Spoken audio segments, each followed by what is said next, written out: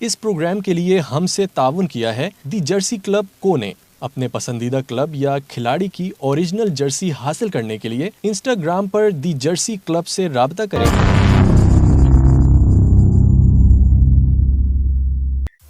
اعوذ باللہ من الشیطان الرجیم، بسم اللہ الرحمن الرحیم۔ فٹ بالستان کے ناظرین، آپ کا میزبان اسحاق بلوچ حاضر ہے۔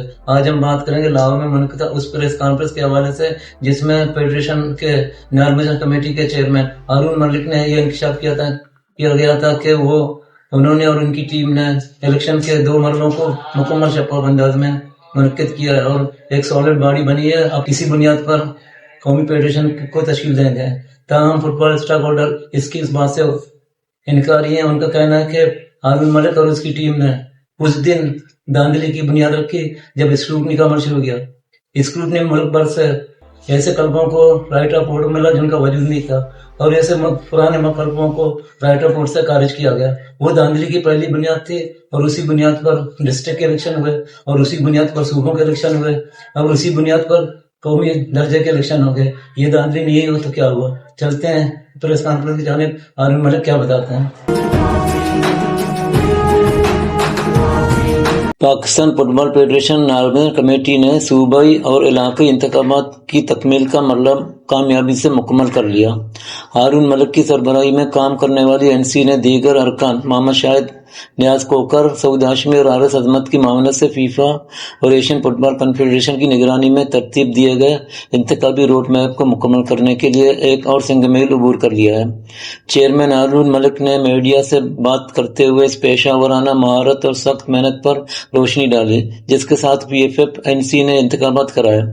انہوں نے صوبائی سطح کے الیکشن پاکستان منتخب فٹ بال باڈی کی بحالی کے لیے فیفا کی جانب سے ہمیں دیے گئے مینڈیٹ میں ایک اہم سنگ میل ہے۔ این سی نے ابتدا سے ہی ایک منصفانہ اور شفاف عمل کو یقینی بنایا جس کا آغاز کلب کی تاریخی اسکروٹنی سے ہوا۔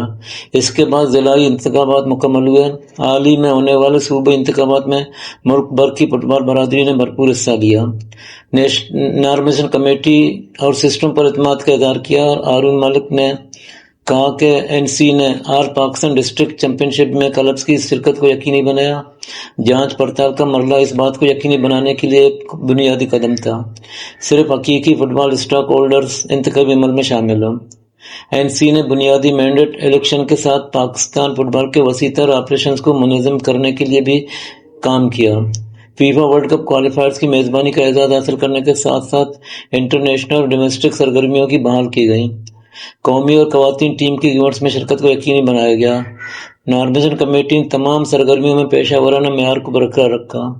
مزید یہ کہ فٹسال ایونٹس کے انعقاد کے ساتھ ساتھ کوچز اور ریفریز کے لیے کورسز کا بھی انتظام کیا گیا۔ این سی کے رکن شاہد کوکر نے پی ایف ایف کی کمان منتخب باڈی کے حوالے کرنے کے حوالے 2 مرحلے کے حوالے سے آگاہی دی۔ انہوں نے بتایا کہ پہلے کانگریس کی تشکیل پھر ایگزیکٹو کمیٹی کے لیے الیکشن ہوں گے۔